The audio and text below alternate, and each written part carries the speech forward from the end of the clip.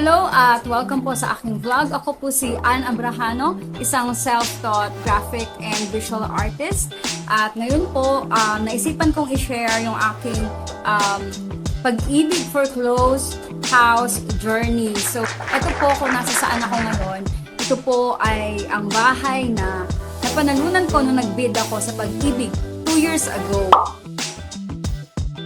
Ginawa ko to ngayong video na to para i-share sa inyo yung mga pinagdaanan ko, yung proseso, and at the same time, sa mga katulad ko na kumuha din ng foreclosed property, mag-share po kayo ng mga experiences ninyo at feel free to comment kung meron kayo nakikitang may mali ba akong nagawa during the process ng pag-acquire ko nito. Kasi sa ngayon po, under construction or kumbaga hindi pa talaga naayos kasi itong bahay. Pangarap ko dati na magkaroon ng sariling bahay. Yung bahay na gusto ko talaga, yung bahay na nakapangalan sa akin. So, kahit po, meron naman kami talagang bahay nila papa at nila mama yun. Syempre, gusto ko pa rin na meron akong sarili na matatawag. Although, alam ko na foreclose ang makukuha ko, may mga bagay pa rin ako na, kumbaga, hindi gaano nagawa. Kasi hindi ko rin inaasahan yung pagkapanalo ko. Nag-research naman ako. Marami akong mahalagang bagay na nai-research na nakatulong bago kukuhanin yung bahay na to. Pero iba pa rin talaga sa tinatawag kong dream house. Actually, yung unang kuha ko po ng bahay talaga na may agent pa, hindi siya foreclosed sa Bulacan yung kinonsider ko. So, bago pa ako kumuha ng bahay na to, meron po akong nakapending sa Bulacan. Sa may Santa Maria, Bulacan. Ayan. Kaso sa Bulacan, maliit lang kasi yung, kumbaga, inallow nila sa aking kuhanin. Kasi syempre, based pa rin yun sa income or yung source ng funds ko kung magkano lang. Nung oras na yon, pag titignan mo, ganun lang yung pwede kong or pwede nilang maibigay sa akin or pwede kong kuhanin. Hindi lang sa developer na yon. Kahit sa ibang developer, ganun lang din. Siyempre, gusto ko, meron akong, alam mo yun, yung magkakaroon ka ng bahay, gusto mo meron kang garden, meron kang malaki-laking lugar, ganyan. Pero kalimitan, yung mga agent sa bahay, tinitignan nila yung income mo, or yung funds mo, kung magkano ka kinakaya mo buwan-buwan. So usually, ang inaalaw lang nila, siguro, nasa 40, 42, square meters, mga ganun lang, townhouse, mga ganyan. So, syempre, gusto ko pa rin kumuha kahit basta may masabing bahay ko. So, kinuha ko yon, hinuhulugan ko yon. Although, parang hindi din ako decided kasi kung titingnan mo, hindi pa yun talaga yung pinakagusto ko. Kasi gusto ko rin may matatakbuhan yung aso namin. Ngayon, merong isang developer or agent na kumbaga nakausap ko, katabi rin ng city kung saan kami nakatira. Yung developer na yon, parang nag-iisa lang siya na nakita ko na inaalaw nila na kumuha ka ng bahay. Kung anong desired na square meters mo, anong desired na laki ng bahay na gusto mo, basta kaya mong bayaran. Ang ganda pa ng model house nila, paborito ko talaga, may American style, may mga ganyan. Sobrang saya ako kasi yun yung isang developer na pumayag na magkaroon ako or kung makakuha ako ng 102 square meters kasi yun. So, para sa akin kasi malaki na yun. You serious? So, sobrang tuwa ako kasi lagi pag nagpapacheck ako 48 square meters, 32 square meters, parang ganun. So, siya lang yung pumayag. Nahuhulugan ko naman siya. So, malaki yung monthly ko doon. Napakalaki. Minsan nagta-30 plus ako. Hindi ko nga alam kung paano ko na kaya hulugan, pero actually hindi ko na ituloy. Pero nahuhulugan ko siya dati, bago mag-pandemic.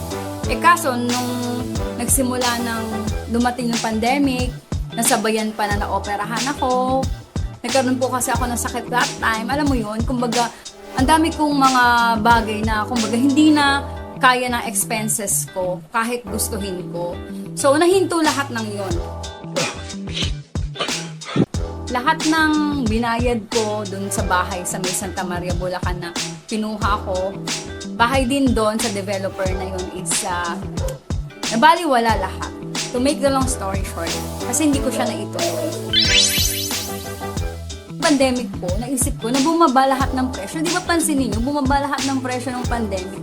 Ang daming nagbenta ng mga bahay nila, ang daming nagbagsak presyo na syempre mahirap din kasi ang buhay ng pandemic. Pero ang daming ganun. Natatandaan ko dati nung nagtatrabaho ako, sabi ng isa kong kasamahan na mag-check ako sa Pag-ibig for clothes. Kasi mas mura doon.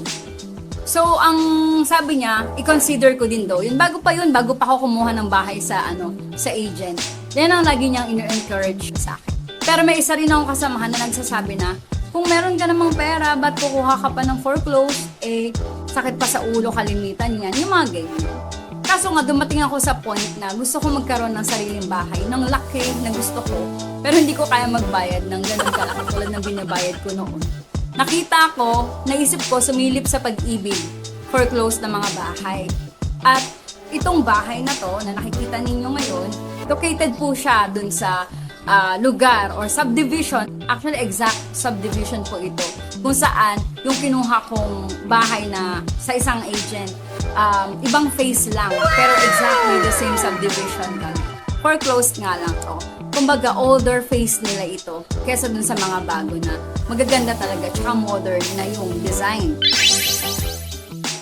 Hindi ko tinignan ang itsura nito. Basta may nakita ako na sa Pag-ibig, may list po kasi sila, unoccupied nakalagay. Sige, kukunin ko. Kumuha pa ako, tanda ko yon. Kumuha pa ako sa dito sa same subdivision. Kumuha pa ako sa Elysian Homes, ang pangalan, hindi ko pa alam kung ano yon. Basta sabi sa Bulacan. And ang basehan ko po sa pagpili ay yung square meters. Gusto ko kasi yung malaki talaga. Doon ako nagbabase. So sabi ko, ito malaki-laki, 120 natatandaan ko. Tapos meron pa akong isa na kinuha na or binid na Bulacan din yata. Basta ang naging basis ko po is yung square meters ng bahay, yung laki ng bahay. Bid lang ako ng bid. At ayun, nagulat ako nung nanalo ako. So weird. Later natin pag-usapan yun. Masasabi ko na okay naman kumuha ng foreclosed property. Yun nga lang, kung meron naman kayong, kumbaga, pera panghulog dun sa bahay na gusto ninyo, dun, bakit hindi nyo gawin, diba? Ito, marami akong naging dahilan kung bakit kailangan ko itong kunin at masasabi ko na achieve ko naman or fulfilled naman ako sa mga pinagdaanan ko. At etong laki ng bahay na gusto ko or laki ng lupa na gusto ko, nakuha ako. Kasi diba, hindi kasi talaga ako pumapayag na eto lang ibibigay mo. Pero gusto ko kasi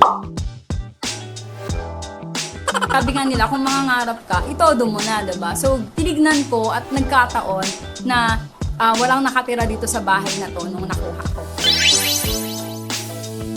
Yun nga lang, habang tumatanda tayo, or pag nakuha na natin yung gusto natin, minsan, nagbabago tayo ng mga plano. Kasi dati kumuha ako ng bahay, sabi ko, oy, dito ako titira, ganyan, diba? Kahit medyo mapapalayo ako sa trabaho, siguro 45 minutes to an hour.